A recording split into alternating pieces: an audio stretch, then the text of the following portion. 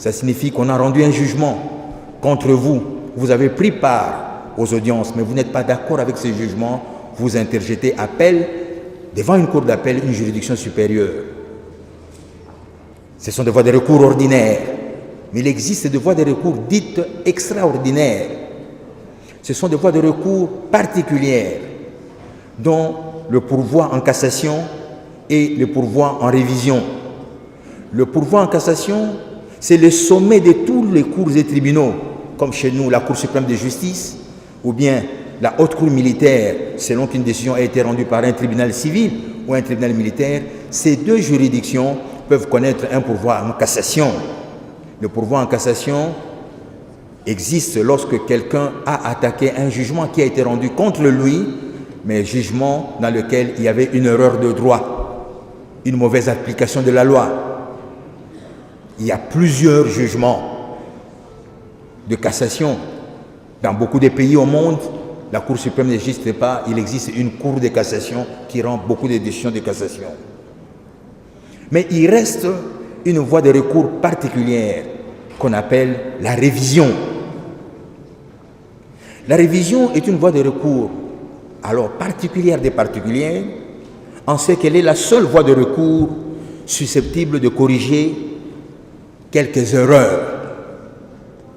Les erreurs qui peuvent exister scandaleusement parce qu'un tribunal a rendu une décision qui manifestement, avec le temps, se révèle être une décision rendue parce qu'il y a eu manifestement une erreur. Je peux donner un exemple. Un tribunal condamne quelqu'un pour meurtre, pour assassinat de M. Matondo. 5 ans après, M. Matondo qui a disparu réapparaît. Naturellement, la personne qui a été condamnée pour meurtre de M. Matondo devra bénéficier d'une correction judiciaire parce que manifestement, tout le monde se sera rendu compte qu'on croyait M. Matondo assassiné par M. Zangissi, mais en réalité, M. Zangissi a été irrégulièrement condamné parce que M. Matondo est en vie. Donc l'erreur est manifeste. Dans ce cas particulier d'erreur judiciaire grave, la voie de recours qui est utilisée en droit judiciaire s'appelle la révision. Et donc je dis tout à l'heure que la révision est la seule voie de recours susceptible de corriger les graves erreurs. Le siège de la matière et le code de procédure devant la Cour suprême de justice en ses articles 70 et 75. En droit congolais, il faut indiquer que seules les décisions de condamnation passées en force de choses jugées sont susceptibles de révision. Cela signifie quoi? Cela signifie qu'il n'y a pas révision contre les décisions d'acquittement ainsi que les décisions qui ne sont pas encore revêtues de la chose jugée parce que ces décisions sont susceptibles d'appel ou d'opposition ou d'un pourvoi en cassation. Je m'explique. Pour qu'une décision puisse être attaquée en révision, les juristes disent qu'il faut qu'elle soit coulée en force de choses jugées. Ça signifie qu'il faut que, lorsqu'on l'a rendue, que les délais des recours puissent être épuisés, que la décision ne soit plus attaquable en droit, qu'il soit entendu que c'est une décision définitive, examinée plus d'une fois, que cette décision soit revêtue de toute autorité des choses jugées.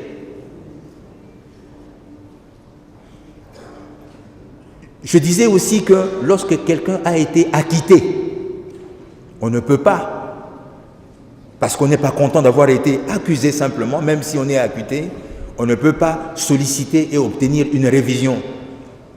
Il faut que la décision susceptible de révision ait donné lieu à une condamnation et que cette condamnation soit revêtue de l'autorité, voire même de la force des choses jugées. Il doit s'agir également d'une infraction punissable d'une peine d'emprisonnement supérieure à 2 mois. Si on vous condamne à 1 mois d'emprisonnement, vous ne pouvez pas solliciter la révision de votre procès. même s'il y avait eu erreur. Il faut que la décision de condamnation porte sur une durée égale ou supérieure à 2 mois.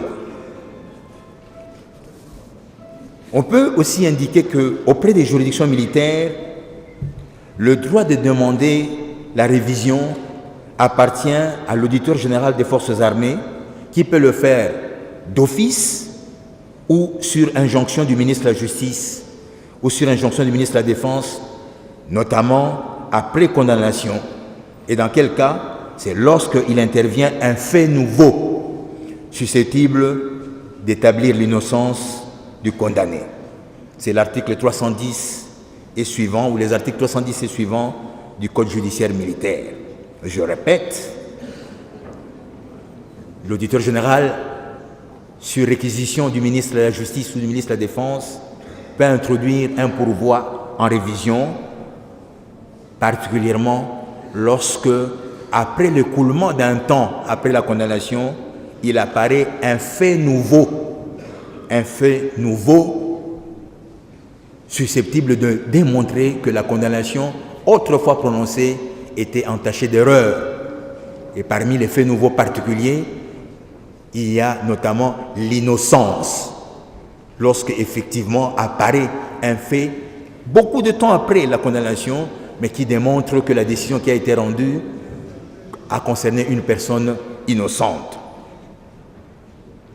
Mesdames et messieurs les conférenciers, dans le cadre de la révision du jugement rendu en date du 3 octobre 1921 par le Conseil de guerre de Tisville, sous RP 7359, en cause ministère public contre Simon Kimbangu et consorts, c'est par la lettre d'injonction datée du 18 septembre 2010 que M. le ministre de la Justice et des Droits humains a adressé à l'auditeur général des forces armées de la République démocratique du Congo que le pourvoi en révision a été mis en mouvement.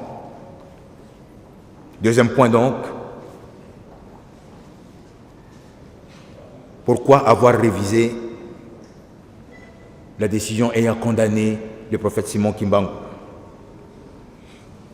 Pour avoir révisé le jugement rendu en date du 3 octobre 1921 par le Conseil de guerre de Tisville, sous RP 7359, en cause ministère public contre Simon Kimbangu et consorts,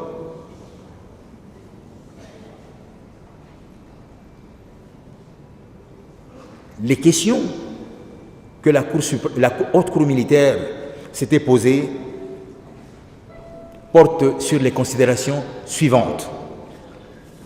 En effet, il demeure vrai que le prophète Simon Kimbangu a été amnistié par l'ordonnance numéro 91-021 du 10 septembre 1991, puis admis dans l'ordre national des héros nationaux Kabila Lumumba à travers l'ordonnance numéro 10/051 du 29 juin 2010, et enfin élevé au grade de grand cordon de l'ordre national du Léopard. Mais tous ces actes n'ont pas eu la même valeur juridique que la révision de son procès de condamnation, car son procès de condamnation le réhabilite parce que ce procès le décharge de sa mémoire de mort, et surtout que l'amnistie ne peut faire obstacle à une action en révision tendant à établir l'innocence du condamné. Mesdames et messieurs, il y a eu amnistie. La décision d'amnistie, la décision l'élevant au grand cordon de l'ordre Kabila Lumumba n'ont pas produit les mêmes valeurs juridiques, et la haute cour militaire l'a relevé, qui soit de nature à relever son innocence. Il a donc fallu que la haute cour militaire retienne des faits spécifiques attaquant l'arrêt qui a été rendu par 1921, en reprenant certains éléments des correspondances, les décisions plus tard de reconnaissance de l'Église kimbanguiste notamment, pour que la haute cour militaire en arrive à la conclusion que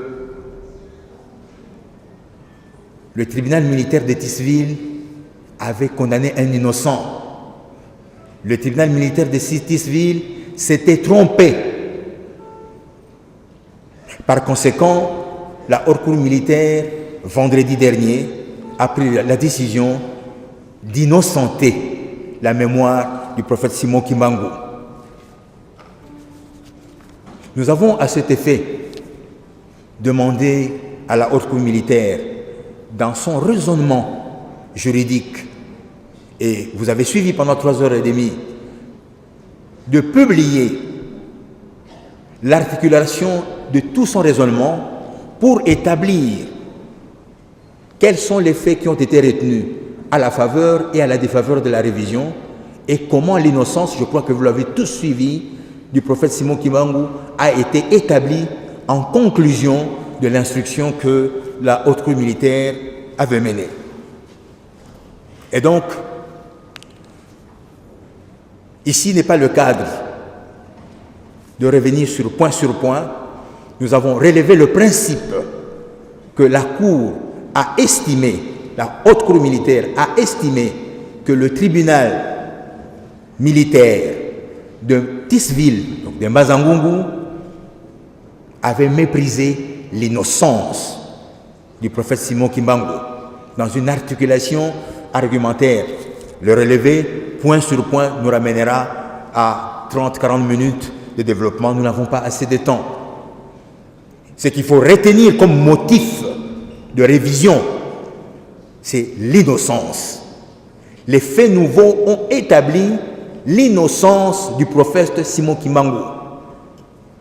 Notre constitution, depuis 1960 jusqu'à ce jour, déclare que toute personne accusée d'une infraction est présumée innocente jusqu'à ce que sa culpabilité puisse être établie par un jugement définitif.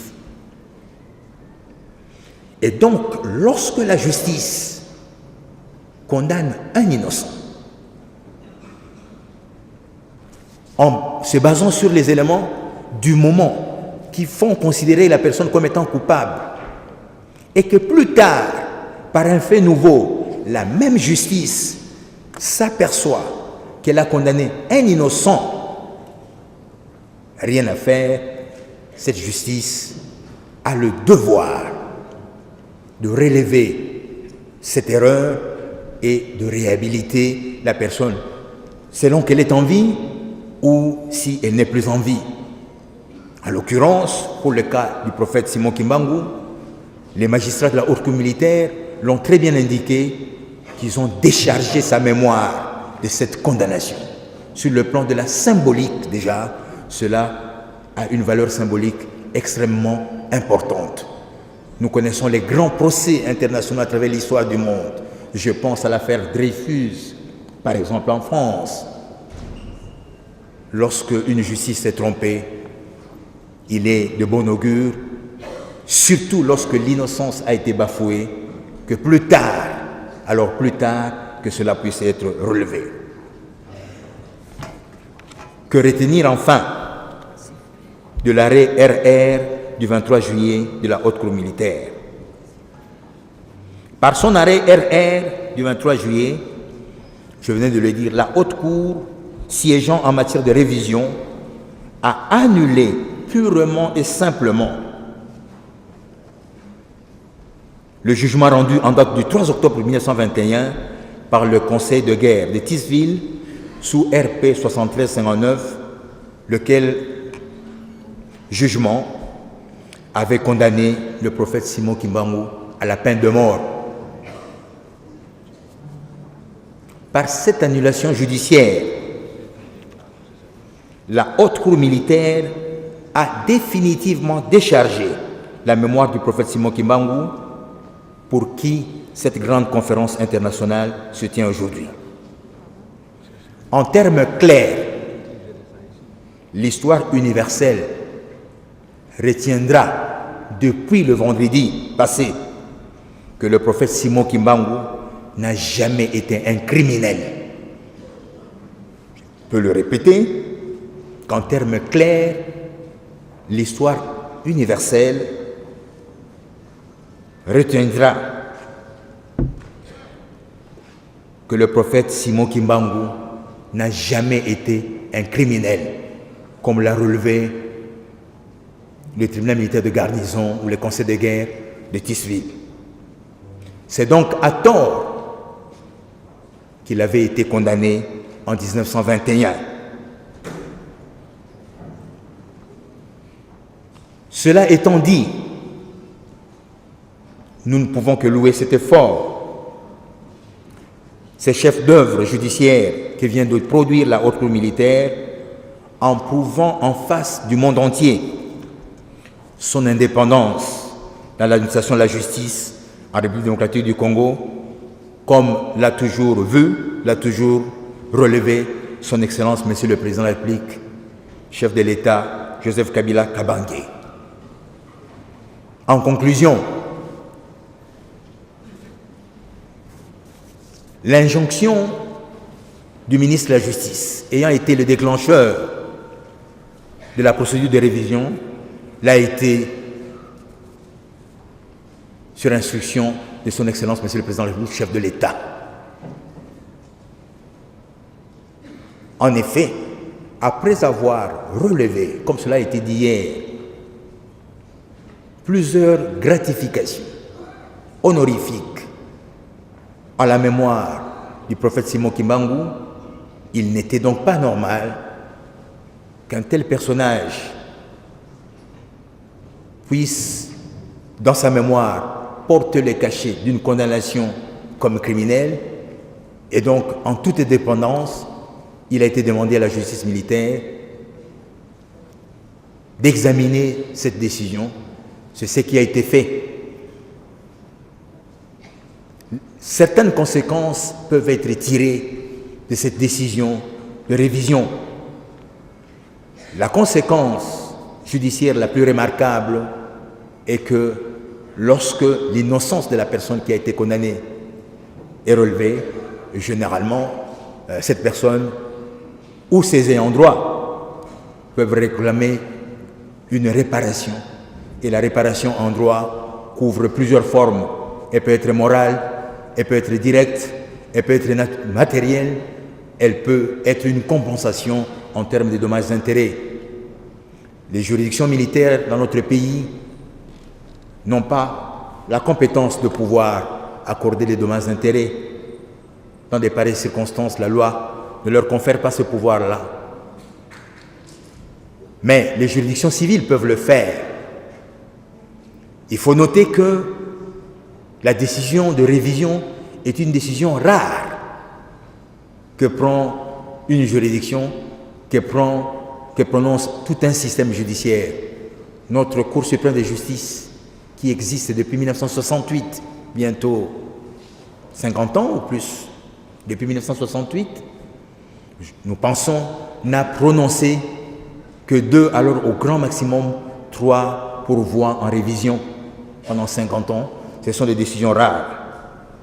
La décharge de la mémoire du prophète Simon Kimbangu, considérons-nous, est un acte 1 qui marque un renouveau dans la considération juridique de la situation de l'Église, dans la considération juridique du combat, tant sur le plan interne congolais, sur le plan régional africain et sur le plan mondial, pour ne pas dire c'est une décision de libération pure et simple de l'homme, une consécration de la liberté, une consécration de la défense des intérêts particuliers de tous ceux qui peuvent être opprimés de près ou de loin. J'aimerais, pour conclure en tant que ministre de la Justice et des Droits humains, indiquer que, au nom du président de la République, le gouvernement congolais se considère très satisfait d'avoir réussi à décharger la mémoire du prophète Simon Kimbangu, qui, dès aujourd'hui, sera regardé de manière universelle comme ayant mené un combat juste, un combat nécessaire, même psychologiquement, pour la libération psychologique du Congo, et pour que ce Congo devienne grand, uni et prospère. Je vous remercie.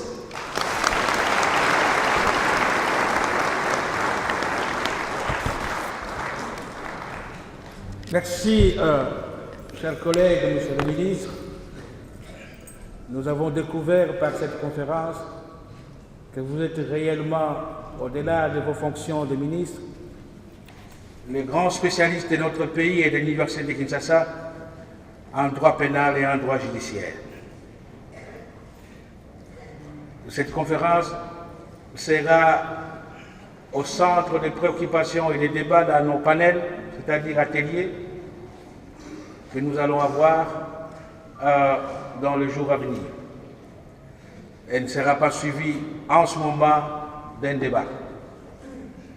Mais nous voulons dire que de la condamnation à l'amnistie et à l'admission dans les ordres nationaux Kabila-Lumumba, la révision de la condamnation, suivie de la déclaration de l'innocence et enfin même de l'annulation de cette condamnation prononcée à Tizville-Mazangongo aujourd'hui, en 1921, constituent des éléments indispensables à l'enrichissement des débats que nous allons avoir dans nos ateliers.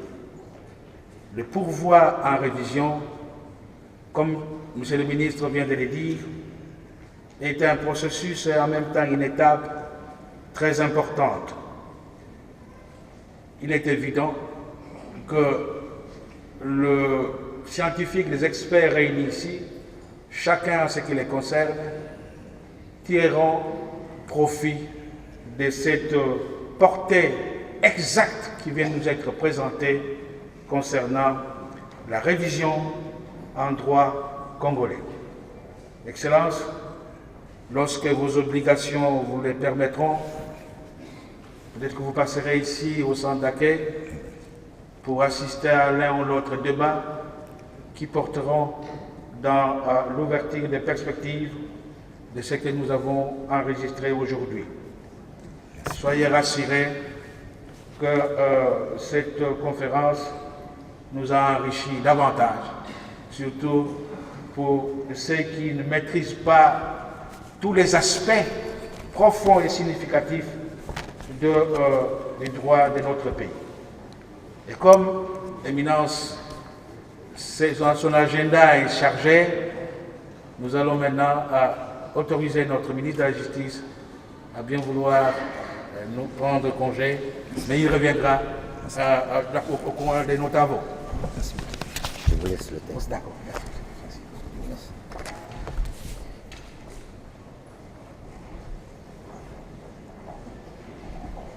À présent, nous allons inviter le professeur Jean-Pierre Dozon.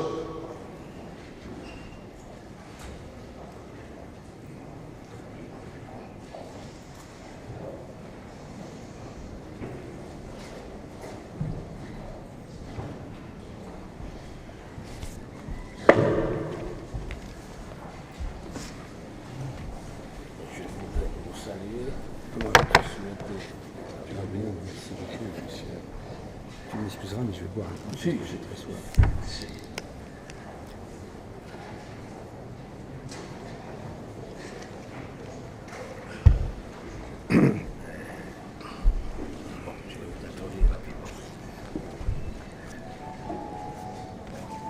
Éminence, nous allons maintenant entendre la deuxième conférence qui sera prononcée par le professeur Dr Jean-Pierre Dozon, directeur de recherche à l'Institut de recherche pour le développement IRD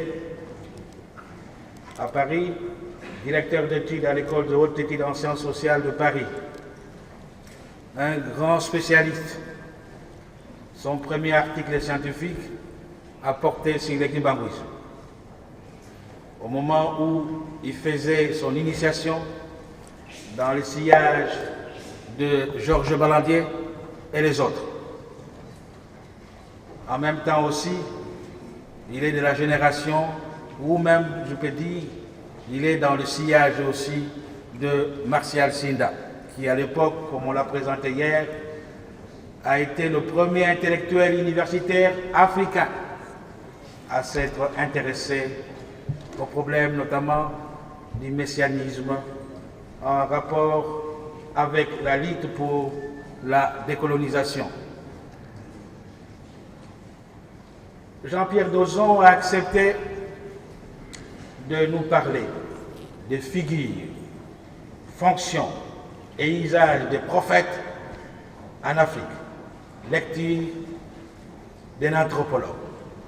Ne soyez pas surpris qu'un anthropologue vous fasse une lecture qui est la sienne, qui s'inscrit dans le cadre de ses travaux scientifiques. Et le président de notre conférence a bien insisté hier. Et nous nous engageons maintenant dans le processus de l'ouverture des débats sur les prophètes et notamment sur Simon Kimbangu. Monsieur le professeur, chers collègues, vous avez la parole. N'oubliez pas qu'une vingtaine de minutes, une trentaine de minutes serait la limite. Je ne dépasserai pas. Merci. Merci, professeur Sabakinou et amis. Pardon. Je voudrais bien sûr à mon tour remercier les organisateurs de cette conférence internationale sur Simon Kimbangu, de m'avoir invité, de m'avoir fait l'honneur de participer et surtout de participer à cette première journée, cette première matinée.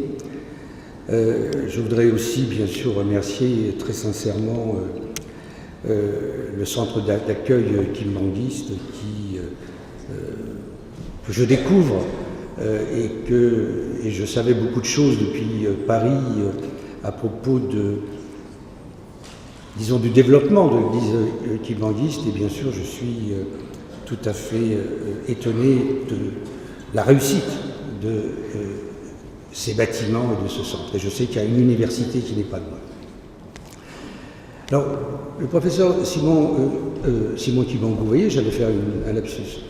Le professeur Sabakinou a évoqué quelque chose qui pour moi, je vais vous raconter cette anecdote, mais elle a déjà été évoquée, c'est pour moi assez émouvant en quelque sorte, puisqu'en effet j'ai commencé ma carrière, j'étais jeune chercheur, j'avais 23-24 ans, et j'avais jamais mis les pieds en Afrique, mais je m'intéressais beaucoup à l'époque, dans le cadre de mes études tout simplement, au prophétisme africain, et bien sûr je me suis penché sur le kimbanguisme.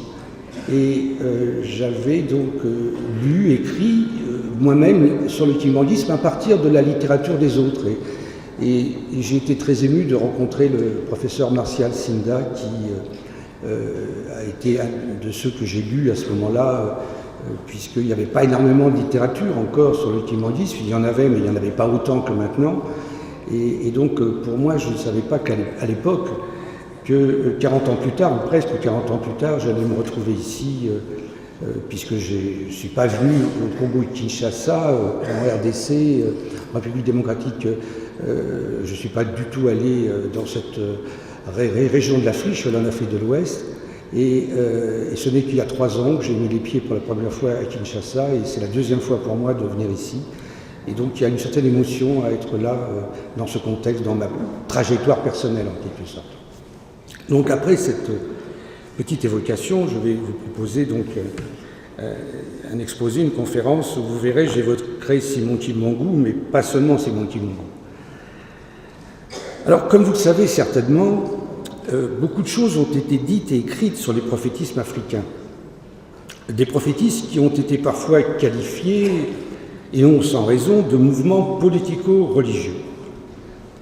Et le kimbanguisme, par son ampleur, on a parlé à son propos de messianisme, également par sa transformation en une grande église africaine, le kimbanguisme a sans doute été le prophétisme africain qui a été le plus commenté et étudié. Je crois qu'il y a un document que vous avez préparé, les organisateurs, qui est un document où il y a toute la bibliographie consacrée au kimbanguisme, et je crois que vous avez rassemblé 1 millier de titres. Et je crois que 1 millier de titres, c'est sans doute pas le dernier mot, hein. Il y a sans doute d'autres titres encore. Mis à part donc les rapports, les commentaires peu amène des administrations coloniales, ce furent bien souvent des missionnaires chrétiens, protestants et catholiques, intrigués par les personnages, les prophètes, et par les mouvements qu'ils ont créés. Ce sont eux qui ont produit les premiers textes sur les prophétismes. Et puis, ils étaient quelquefois un peu agacés par la concurrence que les prophètes et les mouvements prophétiques faisaient à leur propre prosélytisme. Puis ce fut tout un cortège d'ethnologues, de sociologues, de politologues, d'historiens, d'abord occidentaux, dont je fais partie, puis africains, qui ont travaillé sur eux, produisant ainsi quantité d'articles, d'ouvrages, de thèses, de doctorats, dont la liste est donc très longue. Et tout ceci n'est bien sûr pas achevé, puisque les prophétismes africains sont toujours présents et qu'ils ont de l'avenir. Il y a toute une histoire qui va se dérouler encore, et donc on ne va pas cesser d'écrire sur eux. D'autant plus qu'aujourd'hui, beaucoup de ces prophétismes africains, et le kibanguisme en particulier, sont non seulement des églises tournées bien sûr vers leur pays, où elles sont nées, où se sont développées, mais aussi à l'heure de la globalisation, eh bien, ces églises prophétiques sont maintenant tournées vers le monde. C'est pourquoi aujourd'hui, il y a toute une série de travaux qui sont réalisés par des membres de ces églises et qui essayent de développer un point de vue en quelque sorte plus interne, tout en contribuant de cette façon à améliorer leur institutionnalisation et leur audience nationale et internationale. Alors, compte tenu de tout ce corpus de connaissances et d'analyses sur le prophétisme africain, il peut sembler tout à fait superflu d'apporter une contribution de plus, du moins de la part de quelqu'un qui leur est extérieur. Cependant, dans la mesure où ils m'ont beaucoup intéressé, j'allais dire passionné, et je songe bien sûr à ceux sur lesquels j'ai principalement travaillé, et je vais en parler maintenant, à savoir les prophétismes en Côte d'Ivoire, je crois pouvoir livrer quelques éléments d'analyse qui, sans avoir la prétention d'être novateurs, sont susceptibles d'aider utilement aux discussions de ce colloque, en ce lieu hautement emblématique qu'est le centre Simon Kimongo. Alors ma contribution, tout en s'appuyant principalement sur ma connaissance des prophétismes ivoiriens, consistera donc à vous proposer quelques cadres analytiques qui ont quelques ambitions d'avoir une portée plus générale. Et des cadres analytiques que je me propose d'appliquer d'abord à la figure du prophète, à celui que le grand sociologue allemand Max Weber avait caractérisé comme détenant un pouvoir charismatique, de les appliquer ensuite au prophétisme proprement dit, c'est-à-dire à des phénomènes religieux de plus ou moins grande ampleur qui sont généralement survenus en situation coloniale, mais qui se sont souvent prolongés ou renforcés après les indépendances. Alors, sans plus attendre, je commencerai donc par la figure du prophète en m'autorisant d'abord de la référence à un grand philosophe, Spinoza pour le nommer, qui s'est lui-même autorisé, quitte à prendre pas mal de risques, qui s'est lui-même autorisé à examiner de près le prophétisme hébreu, celui donc de l'Ancien Testament, et à montrer que les multiples figures qui le composent, de Moïse à Jean-Baptiste, en passant par Élie, Daniel, ont toutes exercé bien davantage que leur entendement, à savoir leur imagination. Et que cette imagination, pour chacun des prophètes hébreux, compte tenu du contexte historique et compte tenu de sa personnalité, a été une imagination particulière, c'est-à-dire comparable mais non identique aux autres. Eh bien, je reprendrai volontiers cette approche de Spinoza, car pour ce que j'ai pu comprendre des prophètes auprès desquels j'ai travaillé, en l'occurrence des prophètes en Côte d'Ivoire, il m'a semblé en effet que si tous ont de nombreux points communs, notamment le fait de s'auto-proclamer prophète, chacun développe sa mission, son entreprise d'une manière spécifique. Dans le sillage d'une trajectoire existentielle souvent riche, mais tumultueuse, chacun avec plus ou moins de réussite compose une vision du monde et une théologie qui lui est propre. Et cela en s'appropriant certains aspects plutôt que d'autres du christianisme et en empruntant aussi bien à des cosmogonies ou à des pratiques magico-religieuses traditionnelles. Je pense tout particulièrement au culte des ancêtres, au culte de fécondité et au culte anti-sorcellerie que beaucoup, chacun à sa façon, ont recyclé ou réactivé au cours de la période coloniale et après.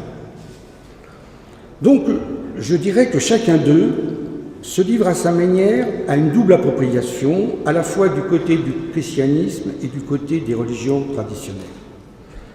Ce que de nombreux analystes ont appelé syncrétisme, mais ce que je préfère pour ma part appeler travail de synthèse, puisque les plus importants d'entre eux, grâce souvent à leurs disciples, ont été au départ de nouvelles religions et de nouvelles églises, avec leur liturgie et leurs rituels spécifiques. En Côte d'Ivoire, ces nouvelles religions ont été tout particulièrement l'église hariste, inspirée par le prophète libérien William Wadé Harris, qui est apparu en 1913 dans la colonie et qui convertit près de 100 000 personnes, ou encore l'église d'Eima, fondée un peu plus tard par la prophétesse Marie Lalou. Mais pour revenir à cette question de l'imagination, je voudrais préciser que cette faculté a fait d'eux ce que j'appellerais des maîtres du discours. Ce qui m'a tout spécialement frappé en fréquentant plusieurs prophètes ivoiriens ou en découvrant leurs gestes dans les archives, c'est que ce sont des personnages qui prennent avec détermination la parole et qui la prennent sur différents plans. D'abord, ils parlent d'eux-mêmes, de ce qui les a amenés à être ce qu'ils sont, et notamment de l'épisode de leur vie où ils ont basculé dans la vocation prophétique. Épisode qu'ils appellent souvent eux-mêmes leur folie, comme s'ils avaient lu Erasme, le grand humanisme européen du début du XVIe siècle. Ensuite, ils parlent du monde qui les entoure, et souvent sur un mode dérangeant, perturbant, voire subversif. Un monde qui peut se limiter à leur environnement local et aux problèmes auxquels est confrontée la population qui l'habite, mais un monde qui, bien souvent, n'est rien d'autre que la situation historique dans laquelle ces personnages inspirés, imaginatifs, évoluent. Situation coloniale pour les prophètes anciens ou plus âgés, situation post-coloniale pour les prophètes récents. Une situation qui, dans tous les cas, les amène à aborder les problèmes, les tourments qui affectent durement leurs contemporains. Certains, du reste, ne se contentent pas de parler de leur région ou de leur pays, et spécialement